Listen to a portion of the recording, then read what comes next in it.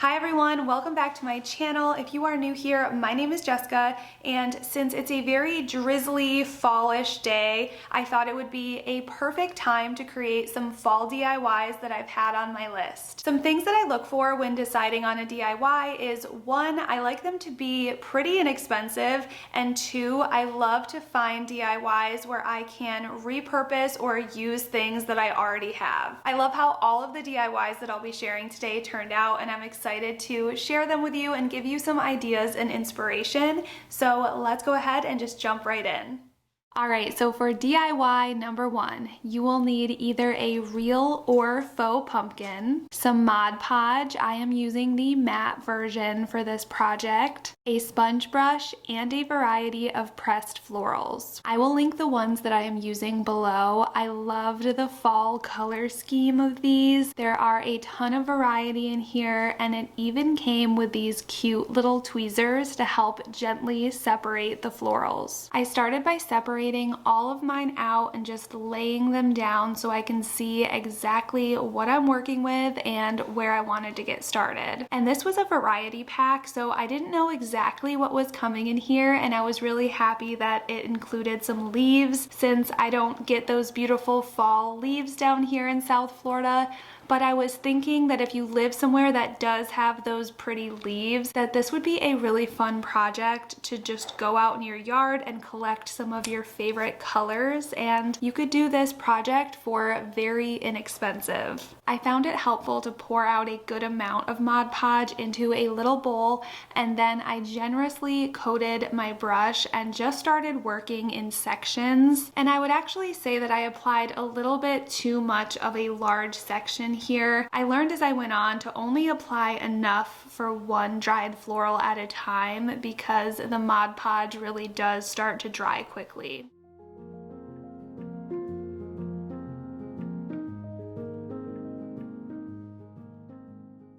You'll also see that some florals are easier to apply than others. The flowers, as you will see, were the easiest, and the leaves, just depending on how hard their stems were, took a little more playing around with, but I was able to get all of them on. And when you add in that top layer of Mod Podge, that will really help kind of soften any of the hard edges and make them apply much easier. The flowers go on a lot easier, but you do have to be more gentle with that top coat just because the petals are way more fragile.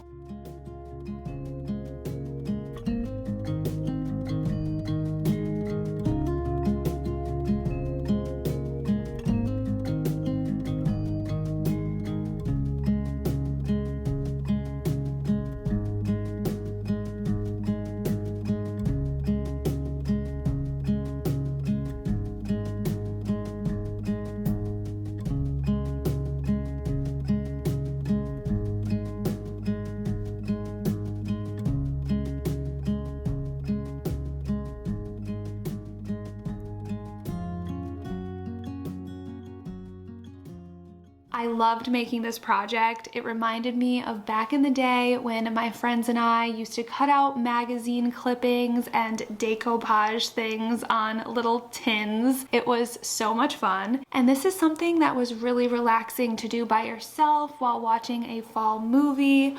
Or I was thinking if you have older kids who might not be into carving pumpkins anymore, this might be a fun thing to do with them. Or if you want to go all out and host a little pumpkin decorating party for your girlfriends, everyone can bring a fall themed snack and have some wine. This would be such a fun girls' night.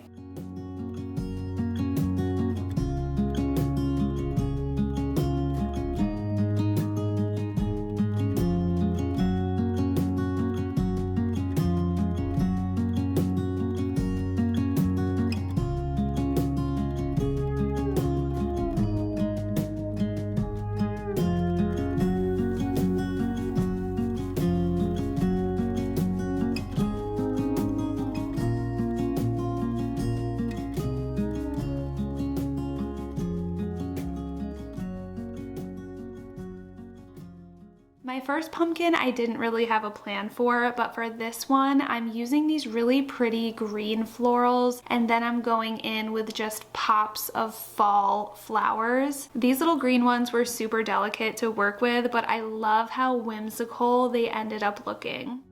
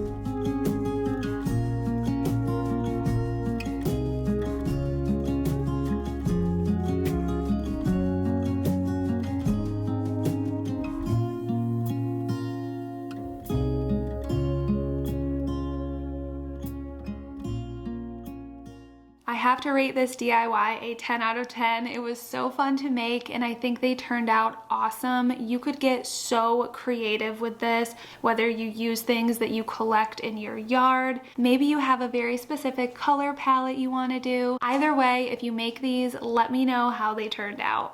Every time the holidays come around, I always wish that I knew how to make those really pretty decorative themed cookies. But one thing about me is I am not a very good baker, and I don't even know what I would need or how to get started, which is why I am so happy that I discovered Craftsy, who is the sponsor of today's video. Craftsy is your online resource for all things creative. It's a place where crafters and DIY enthusiasts can find creative inspiration, advance their skills, and learn new ones along the way. You will find over 2,000 classes in over 20 categories such as crochet, knitting, painting, cake decorating, and more. The class I will be taking is called Cookie Decorating Season by Season, where the cookie designer host, Anne York, shares her secrets to decorating adorable themed cookie collections that will wow your guests for any time of year. And I don't know about you, but I definitely learn best by watching, which is why I love that Craftsy classes are in video format with step-by-step, easy-to-follow lessons by award-winning instructors. Another thing that I think is so cool about Craftsy is their live stream classes.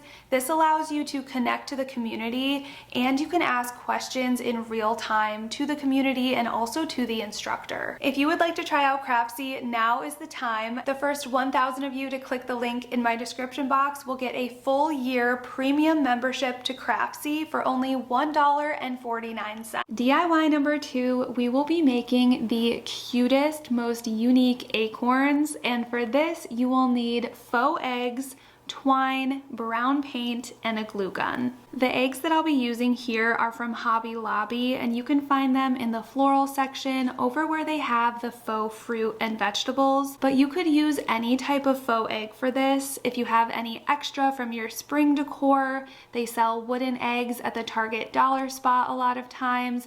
Anything like that will work. And I'm using the shade Melted Chocolate for mine because I already had it on hand, but again, use any shade of brown that you have or that you like. I found these eggs to be a little challenging to paint without getting it all over my hands, so using an egg holder was really helpful, and you only need to cover about 3/4 of your egg, so I left the bottom as is. Also, for the most realistic look, make sure that the pointed end of your egg is painted brown and that bottom, more rounded section is left blank, and this is where we will be creating the stem and the little cap in the next step. My eggs needed about 2 coats of paint. You might need more or less, just depending on what type of egg you are using. Now we are making the little cap of the acorn using twine and hot glue. Start by adding a little line of hot glue where you you want your acorn cap to start, and then wrap the twine about halfway around and secure with more hot glue, and repeat this step all the way up the egg. I highly recommend using a low temp hot glue gun for this, or if not, definitely use some kind of heat protection on your hands because you will be pressing the twine into the glue and it does get on your fingers.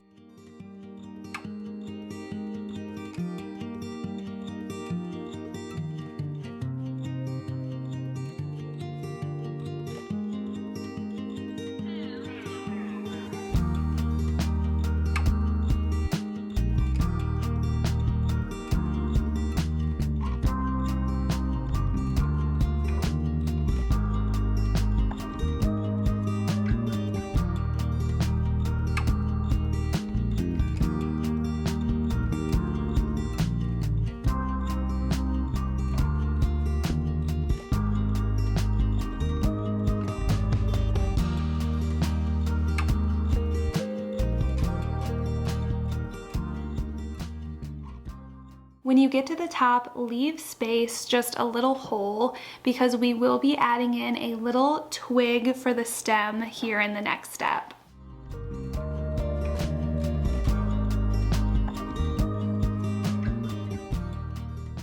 I'll show you one more time how I made this little cap section before we move on to the last step.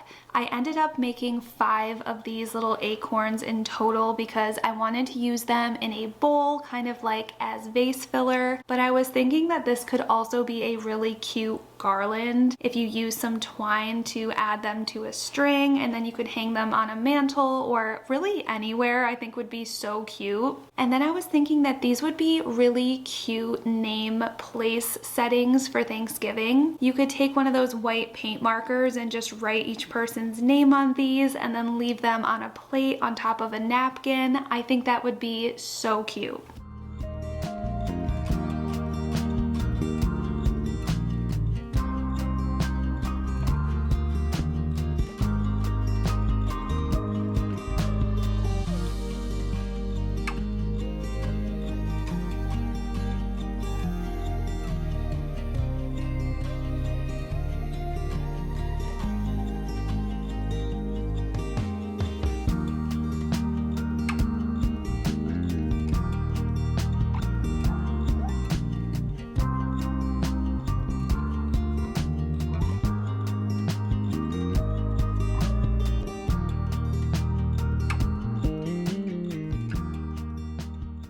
Now that we have our acorn caps done, I went out and collected some twigs in our yard to add little stems. I tried to find a variety of sizes and shapes. It was fun to have each stem look a little different on each acorn, and I love how rustic and natural these stems made this whole DIY look.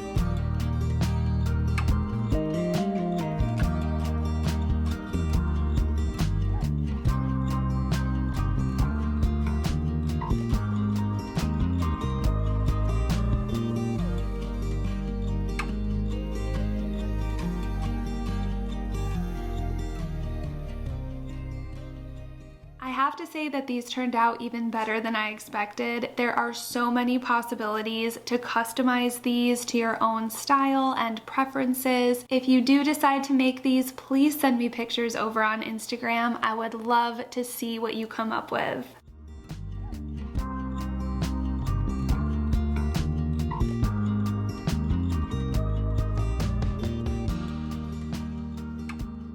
And I may have saved my favorite one for last. DIY number 3, we are making our own fall tree. This one turned out so cool, and again, we are using a free tree branch from our yard to make this. I tried to find one that still had some leaves on it, so when I removed the leaves, it left behind all of these little stems.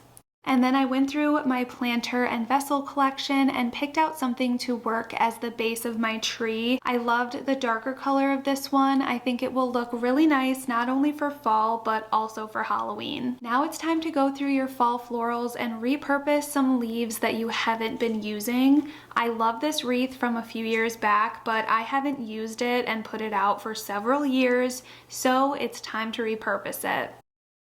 I had some leftover small rocks from another project, and I am just going to fill my planter to secure the branch in place. I only filled it up to be about halfway, just enough to secure it, but not to make it too heavy to move around.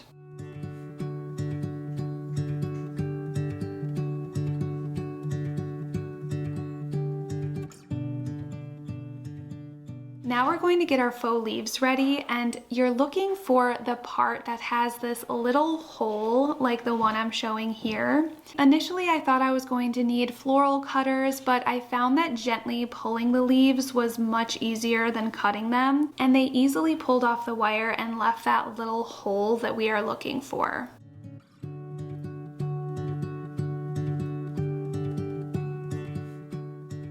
When I had about 20 or so leaves ready, I heated up my hot glue gun and got to work attaching them to my branch. So again, you have to play around with what works best.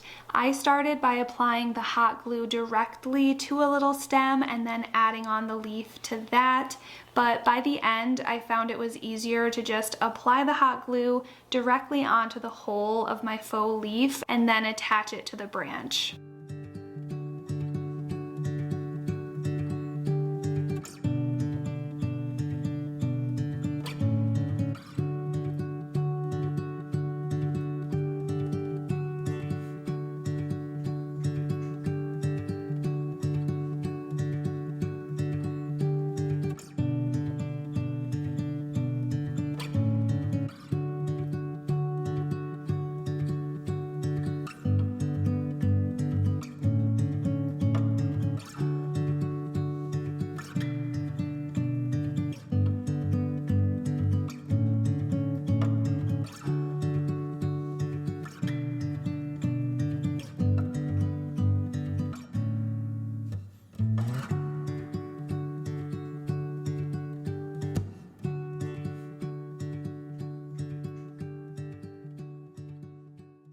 This was definitely a trust the process type DIY. I had a vision for this, but honestly wasn't sure how it was going to turn out. But as you see, it really starts coming together as I add more and more of these beautiful golden leaves.